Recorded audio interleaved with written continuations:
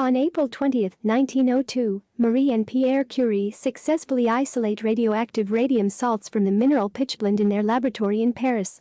In 1898, the Curies discovered the existence of the elements radium and polonium in their research of pitchblende. 1 year after isolating radium, they would share the 1903 Nobel Prize in Physics with French scientist A. Henri Becquerel for their groundbreaking investigations of radioactivity. Marie Curie was born Marie Skłodowska in Warsaw, Poland, in 1867. The daughter of a physics teacher, she was a gifted student and in 1891 went to study at the Sorbonne in Paris. With highest honors, she received a degree in physical sciences in 1893 and in mathematics in 1894.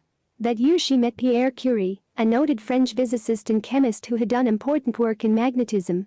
Marie and Pierre married in 1895, marking the beginning of a scientific partnership that would achieve world renown.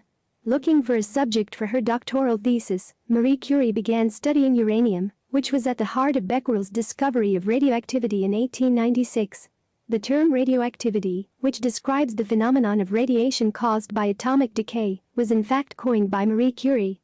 In her husband's laboratory, she studied the mineral pitchblende, of which uranium is the primary element, and reported the probable existence of one or more other radioactive elements in the mineral. Pierre Curie joined her in her research, and in 1898 they discovered polonium, named after Marie's native Poland, and radium. While Pierre investigated the physical properties of the new elements, Marie worked to chemically isolate radium from pitchblende. Unlike uranium and polonium, radium does not occur freely in nature, and Marie and her assistant André de Bierne laboriously refined several tons of pitchblende in order to isolate 1/10 gram of pure radium chloride in 1902. On the results of this research, she was awarded her doctorate of science in June 1903, and later in the year shared the Nobel Prize in Physics with her husband in Becquerel. She was the first woman to win a Nobel Prize. Pierre Curie was appointed to the chair of physics at the Sorbonne in 1904, and Marie continued her efforts to isolate pure, non-chloride radium.